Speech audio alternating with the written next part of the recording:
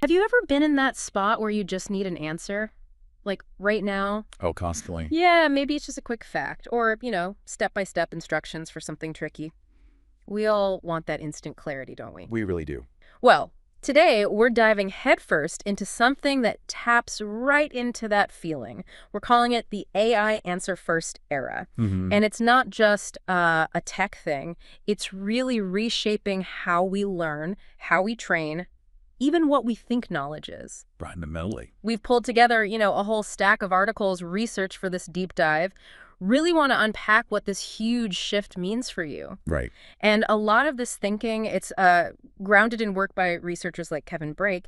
His stuff really highlights this human tendency to want answers fast, sometimes, preferring it over the longer traditional training route. Yeah, he has that quote, doesn't he? Exactly. He puts it so well.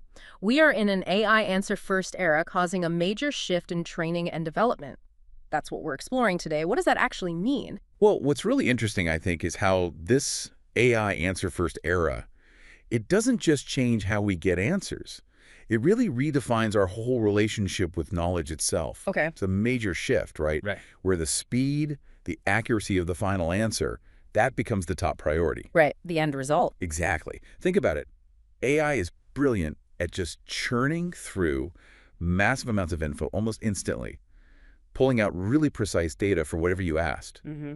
And that capability just goes head-to-head with traditional training models, which, let's be honest, often can't really keep up with the real-time needs we have now in this AI world. They feel slow sometimes. They do. So this era, it suggests a future where, how effective a solution is, especially an AI-powered one, starts to matter more than maybe the purely human journey to get there. So less about the scenic route of learning and more about teleporting to the destination. Kind of, yeah. Delivered super fast. To really get it, maybe think about, I don't know, fixing some complex plumbing thing. In the old way, the process first way, you'd sign up for a course, right? Weeks long, learn all about pipes, pressure, the history of plumbing. Whole 9 yards. Yeah. But in this AI answer first world, maybe you just hold up your phone. Right. The AI sees the problem, tells you exactly what to do step by step, might even order the part you need. Mm-hmm. Instant guidance. So the learning becomes less about mastering the whole field and more about just efficiently using that instant correct answer. That's a massive pivot in what we value, isn't it? It absolutely is. It really puts the AI's super fast, spot-on solution right at the center. It changes what knowing something really means. Okay, so let's unpack that a bit. If AI is just handing us the answers, well, it sounds incredibly efficient, like problem solved. On the surface. But here's the kicker, right? What does that instant answer thing mean for us? For the individual learner who's trying to build, deep, real skills, are there downsides? What are the risks here? That's the critical question, isn't it? And yeah, there are some pretty significant concerns for the individual. Like what?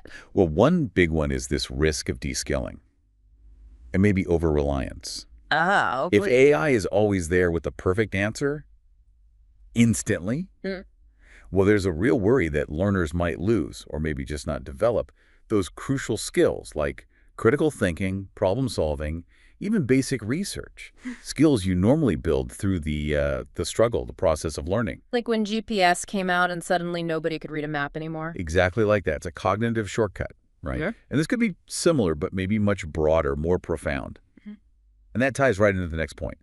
Reduced conceptual understanding. Meaning, if you're only focused on getting the fastest answer, you might not grasp the deeper why behind it. You know what to do, maybe, but not why it works. which limits you later on. Absolutely. It hinders real innovation or even just basic troubleshooting when the AI, gets it wrong or can't help. Which it will, sometimes. Inevitably.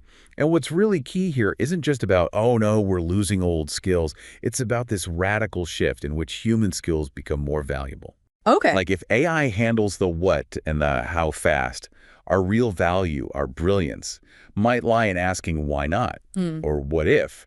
The questions AI isn't good at. So things like creativity, ethics. Exactly. Ethical reasoning, creative problem framing, nuanced judgment, those become the defining edge, not just nice-to-haves. So it's less about being a walking encyclopedia and more about being a knowledge evaluator, an innovator. Precisely. A fundamental shift in how you approach learning. Okay. What else? Well, we also need to think about motivation and engagement. How so? That satisfaction you get from figuring something out yourself. that intellectual struggle. It often motivates us, right? It's definitely the aha moment. Exactly. If the challenge of finding the answer is just offloaded to AI, well, what keeps learners engaged? Does that thrill of discovery diminish? That's a really interesting point. And then there's the access issue. Yes, equity and access, hugely important. Yeah. Not everyone's going to have the same access to the best AI tools or the skills to use them well. Right, so it could widen the gap. It absolutely could, creating a sort of digital divide where some learners get a massive advantage and others get left further behind. That's a serious concern. We can't let technology just amplify existing inequalities. We have to be very mindful of it. And finally, there's the challenge of validation of learning. Meaning, how do we know if someone really learned it? Exactly. If the answers are always, AI generated, how do you truly assess mastery? Old tests based on recall might not cut it. We'll need completely new ways to validate genuine understanding. Wow. Okay, so those are some pretty big hurdles for individual learners. But what about the people on the other side? The trainers, the educators? Ah, yes. If learners are grappling with this, imagine the shifts for the people trying to guide them. This answer-first era, it must be radically changing how we teach, not just what we learn. What are the unique challenges they're facing? Oh, it's profound for trainers. Absolutely profound. First off, there's a huge challenge of just redefining the trainer's role. How is it changing? It's moving way beyond just, delivering information. Trainers now need to be more like facilitators, guides for using AI effectively, critical evaluators of what the AI spits out. And crucially, they need to focus on developing those higher-order skills AI can't replicate. Like we said, creativity, ethical thinking, nuanced judgment, that becomes their core job. So less sage on the stage, more guide on the side, but with an AI toolkit. Exactly. And that leads right into curriculum obsolescence. Meaning the old stuff is out of date. Rapidly. Think about it. Most training materials were designed before AI was this powerful, this accessible. They're becoming obsolete super fast. So trainers have this massive redesign job on their hands. Huge. Integrating AI effectively, shifting focus to new skills. It's a monumental task. Yeah. And it connects to another challenge, maintaining relevance and expertise. For the trainers themselves. Yes, they have to constantly learn about the latest AI tools, what they can do, how to use them well. There's a real risk of trainers becoming outdated themselves if they can't keep up. So the trainers need constant training too. They have to be perpetual learners. That's a heavy lift. It truly is. And think about assessment.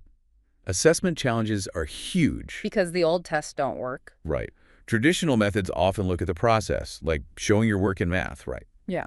But now, we might need ways to assess things like speed to answer using AI, or accuracy of the AI-assisted answer, or how well someone implements and evaluates an AI-generated solution. It's a totally different way of measuring success. Measuring the outcome and the process of using the tool. Exactly. And then there's the whole complex layer of managing AI limitations and ethics. Ha, right. Because AI isn't perfect. Far from it. So trainers now have to teach learners not just about AI's power, but also its limits, its potential biases, the ethical traps. That adds a whole new dimension to teaching. Definitely more complex. And finally, let's not forget the investment. Yep. Adopting this AI-first approach, it needs significant investment. New tools, new platforms, and really importantly, training for the trainers themselves. It's not a cheap pivot for organizations. Okay, so challenges everywhere, for learners, for trainers, for organizations. What does this all mean for the future then? Is it just problems? Or are there actually big opportunities in rethinking training with AI? Because it sounds like standing still isn't really an option. Standing still is definitely not an option. And yes, while there are challenges, there's also an imperative here. A need for, frankly, a revolution in training. A revolution? I think so. You step back, what's the core purpose of training? It's effective knowledge transfer, but getting people the skills and info they need to do something well. Sure. It's not about sticking rigidly to old methods or, instructor habits, just because that's how it's always been done. Especially not when AI is changing the game so fast. So the old models are too slow. Often, yes. Things like ADDIE or SAM, those very structured linear approaches, they were designed for a different world. They could be too slow, too rigid. They create this agility gap when AI is reshaping things constantly. Okay, so we need to be faster, more flexible. Exactly. Modern training solutions, they have to integrate AI. If organizations don't do this, they risk becoming irrelevant. Simple as that. Wow. And this shift, it means we'll see those new evaluation methods we talked about really taking hold. prioritizing the outcome that AI helps achieve. Speed to answer, accuracy. Right. Speed to answer, accuracy of the answer, how well you implement the answer, and how well you evaluate it. It's about efficient, effective problem solving in the real world. So much more practical, outcome-driven, not just theory. Precisely. Yeah. Imagine future training, right? Maybe students get thrown into complex, real-world simulations, Okay. like handling a tricky customer service call, but with an AI whispering suggestions, or solving an engineering problem using augmented reality classes with AI assistants. And the goal isn't just to know the theory, But to get the best answer in the fastest time, and then actually use it successfully, that's the assessment. that sounds very different. It is. Or think about professional development. Maybe an engineer doesn't sit through a week-long course on new software anymore. What happens instead? Maybe they're given a real design challenge, and AI helps them research solutions, maybe even generate some code, and their training is assessed on how well they guided the AI, judged its output, and got the project done. So using the tool becomes the skill. Using the tool effectively, yes. It's not about replacing humans. It's about using AI to supercharge what humans can do, leveraging its speed and scale to get the workforce ready for what they actually face day to day. So this whole deep dive, it really paints a picture of a profound shift, doesn't it? Moving away from learning as just a process to this outcome-focused AI answer-first era where speed and the right solution are king. Absolutely.